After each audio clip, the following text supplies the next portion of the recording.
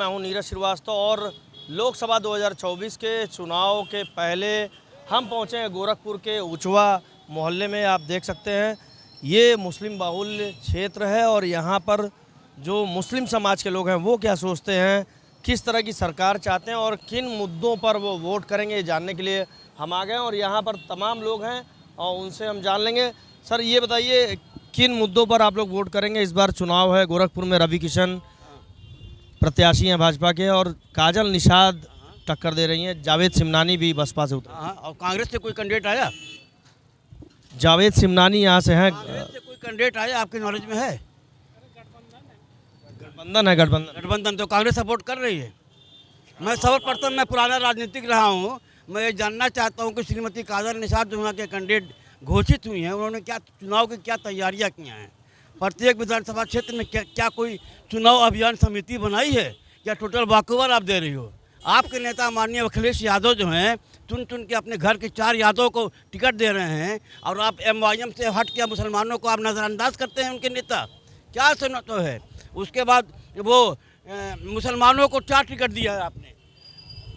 बिहार जो कुछ है समाजवादी पार्टी आज मुसलमानों के दम पर है, लेकिन कितना टिकट आपने दे रहे हैं? कोई यादव ना पैदा हो जाए, कोई मुस्लिम लीडर ना पैदा हो जाए, ST का टिकट काट दिया जाए, आप ही टिकट दे रहे हो। आपको जेल में मिलने नहीं गया तो इससे तो काम नहीं चलेगा।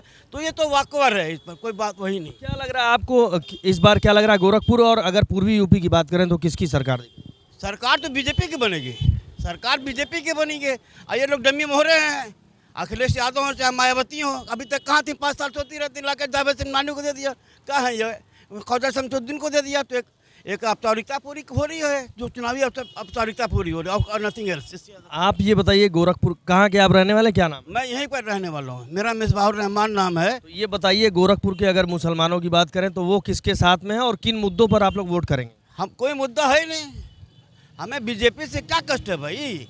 जो इनडायरेक्टली आप मुसलमानों का विरोध तो टिकट काटते हो, हम तन मन धन से आपके साथ रहते हैं। मुसलमानों की सबसे बड़ी तारीफ ये मतलब क्वालिटी रही है कि जिसके साथ भी रहते हैं तन मन धन से रहते हैं, कोई अपना तो नहीं। बड़े ऊपर के लोग काटा करते हैं। ये क्या लग रहा है आपको, क्या लगता है आप किसके साथ जा रहे हैं? हम लोग गठबंधन साथ जा रहे हैं। हम लोग क्या लग रहा है किन मुद्दों पे वोट करेंगे और क्या वजह है गठबंधन के साथ जाने की? अब मुद्दा तो जो सरकार रही है तो सरकार तो जिन्हें मुद्दा पूरा, उनके पास कोई मुद्दा ही नहीं है। बस हिंदू मुसलमान चल रहा है, उसी पे उनको वोट मिल रहा है। अब हमारी गवर्नमेंट आए तो पता चले। क्या लगता है जो विकास, महंगाई, बेरोजगारी के मुद्दे हैं उस पर लग रहा है कि सरकार जो है बीजेपी की वो फेल साबित हो रही है? नहीं, सरकार तो फेल नहीं है, क्योंकि ये फ्री का जो राशन पा रहे हैं इससे सरकार जो काफ़ी मजबूत दिख रही है। बस और कुछ नहीं। फिर भी आप कह रहे हैं गठबंधन की सरकार बनेगी? हाँ, गठबंधन से उम्मीद है, कम से कम हिंदू मुसलमान तो नहीं होगा। मतलब आप चाहते हैं गठबंधन की सरकार बने, हिंदू मुसलमान पर राजनीति ना हो? जी। देखिए इनका कहना है कि गठबंधन की सरकार रहेगी तो हिंदू मुसलमान पर राजनीति नहीं होगी। हम भी नहीं चाहते कि हिंदू मुसलमान की राजनीति हो, लेकिन जब कल कोई सत्ता के बाहर रहेंगे तब तो शुरू हो जाएगी राजनीति। ये है ना, हम भी नहीं चाहते हैं। देखिए गठबंधन की सरकार रहेगी, हिंदू मुसलमान पर राजनीति नहीं होगी। भाई साहब का कहना। देखिए गठबंधन की सरकार से कोई लेना देना नहीं है, गठबंधन पूरी तरह से विफल है। और जहाँ तक हिंदू और मुसलमान की राजनीति की बात है, यहाँ पे देश के प्रधानमंत्री आदरणीय नरेंद्र मोदी जी और यूपी के मुख्यमंत्री योगी आदित्यनाथ जी के नेतृत्व में हिंदू और मुसलमान दोनों सुरक्षित है। आपको क्या लगता है हिंदू मुसलमान सुरक्षित हैं इस सरकार में? सुरक्षित तो है, लेकिन अभी भाई साहब ने एक सवाल किया है कि सरकार फ्री राशन दे रही। मैं उन्हीं से एक सवाल पूछना चाहता हूँ, सरकार 2 किलो गेहूँ 3 किलो चावल दे रही, क्या एक गरीब आदमी 1 महीना खा सकता है? बताइए आपको क्या लगता है 1 महीने खा सकता है? राशन पर पूरा हो रहा है? काफ़ी सपोर्ट है भाई, इसमें काफ़ी सपोर्ट है। सपोर्ट है, सपोर्ट मिल रहा है। सपोर्ट क्या मिल रहा है? 2 किलो गेहूँ और 3 किलो चावल में सरकार खा सकती, पब्लिक खा सकती, गरीब? राशन कार्ड बनता था पहले भी, यही चौराहे पर भीड़ लगी रहती थी मिट्टी के तेल और चीनी लेने वालों की। तो ये हमारी दुर्व्यवस्था, भ्रष्टाचार का वो था। यहाँ से पूरा जो होलसेलर थे खरीद लिया करते थे, फुटकर बेचा करते थे। उस अभी यहाँ पे हम भी पले बड़े यहाँ पे जान रहे हैं, पहले भी ये व्यवस्था थी। आपको क्या लगता है रवि किशन कभी आए यहाँ पे? रवि किशन आए मिलने के लिए, और क्या लगता है आपको? जी रवि किशन जी सबसे मिले हैं। अभी आप भाई साहब जो हैं राशन की बात कर रहे थे। इलेक्शन जीतने के बाद कोई नहीं आता, चाहे भाजपा का हो, चाहे कांग्रेस का हो, चाहे समाजवादी का हो, कोई नहीं। ये लोग तो सपा वाले हैं, सपा की गाएंगे। चाहे हम लोग को रिक्शा थमा दे हाथ में, चाहे हम लोग को शिक्षा में पीछे कर दे सपा। आज हम लोग जो तरक्की कर रहे हैं, मुसलमान पढ़ाई की तरफ जा रहा है, उससे इन लोग को बहुत ही खलबली मच रही है। क्या लग रहा है? आपका क्या नाम है, बताइए, कहाँ के रहने वाले हो? आदम हसन है, मैं गाजी रोज़ा मोहल्ले में रहता हूँ। देखिए, आपके मुसलमान भाई हैं और कह रहे हैं कि फ़ायदा मिल रहा है भाजपा गवर्नमेंट में। आप लोग? भाजपा से फायदा है, लेकिन जहाँ गरीबों की बात आती है वहाँ गरीबों को लिए कुछ नहीं है। क्या लगता है, आप बताइए, आप लोग किन मुद्दों पर चुनाव दे रहे हैं? दिन से पैसे के लिए दौड़ रहे हैं। हमारे जो है हमारा शौहर ख़त्म हो गया, 12 साल हो गए हैं हमारे शौहर को ख़त्म हुए। मेरा मकान भी बिक गया, मेरी सास ने मेरे सास मकान बेच दी। पैसा दिलाया गया 4 लाख रुपया, यहाँ इंडिया फर्स्ट लाइफ इंश्योरेंस में करा दिया गया, वो हमारा पैसा डुबा दिया। क्या नाम है? आप कहाँ की रहने वाले? रेशमा खातून है, हम पिपरापुर के रहने वाले हैं। प्रधानमंत्री या मुख्यमंत्री आवास योजना का फ़ायदा मिला नहीं आपको? नहीं, हमको कुछ नहीं मिला, हमको कुछ भी नहीं मिला। हमारे शौहर की गाड़ी यहाँ ट्रैक्टर से पलट गई थी बंधे पे, वहाँ से भी कुछ नहीं मिला। राशन कार्ड है आपके? हमारे पास कुछ नहीं है, ना राशन कार्ड है, हमारे पास बस आधार कार्ड है। कितने बच्चे हैं आपके परिवार में? लड़कियाँ हैं, हमारी 2 लड़कियाँ हैं, एक 12 साल की हो गई है, एक 10 साल की हो गई हैं। और हमारी लड़की जब छोटी वाली पेट में थी 1.5 साल की, तब से मेरा शौहर ख़त्म हुआ है, हमको कहीं से कुछ नहीं मिला। देखिए, समाज की महिलाएं हैं, आप बताइए। देखिए, राशन कार्ड नहीं मिला, प्रधानमंत्री आवास नहीं मिला।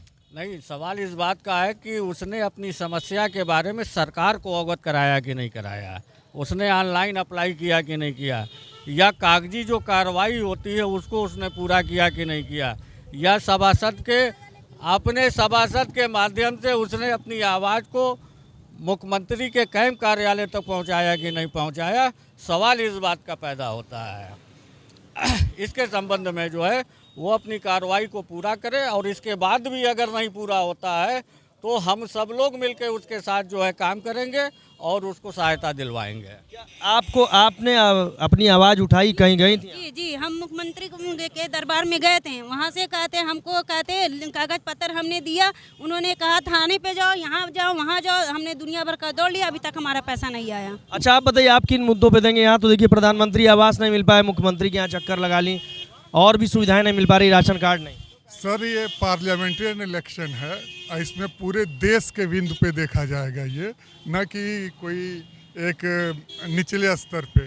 और हम ये चाहेंगे कि पूरे देश की जो अब व्यवस्था है, जिसमें अब व्यवस्था है बेरोजगारी और जो है भ्रष्टाचार का मुद्दा है, अक़लियत के ऊपर जो परेशानियां आ रही हैं, बेरोजगारी और बढ़ रही है, इनको कोई इंफ्रास्ट्रक्चर में योगदान नहीं मिल रहा है, तो हम तो इसी पे नेशनल इशू पे वोट देंगे। आपको लग रहा है कि जो सांसद हैं यहाँ बढ़िया काम कर रहे हैं? काजल निषाद भी उनको टक्कर दे रही हैं। उनको तो मैंने कभी देखा ही नहीं, यहाँ गोरखपुर में नहीं देखा मैंने। मैं अपना इंडिविजुअल जो बात कर रहा हूँ।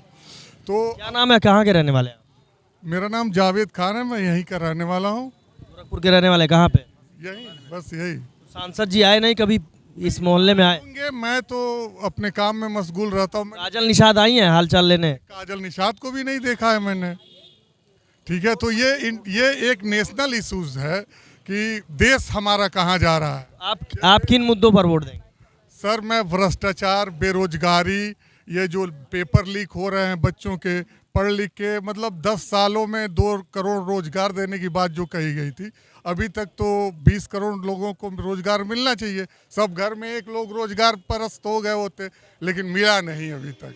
तो ये रोजगार जो मिलना चाहिए, आपसी अमन चैन रहना चाहिए, जहाँ हम आपसी अमन चैन रहना चाहिए, रोजगार मिलना चाहिए। आप बताइए, आप क्या कहना चाहती हैं? आप क्या सरकार से मांग करना?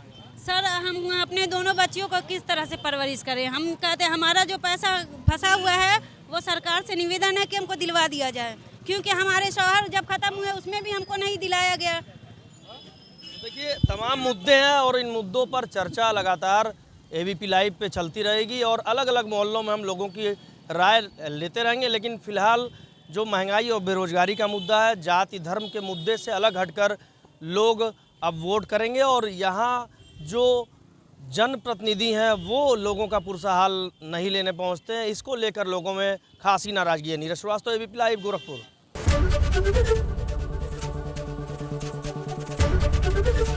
एबीपी गंगा, खबर आपकी, जुबान आपकी।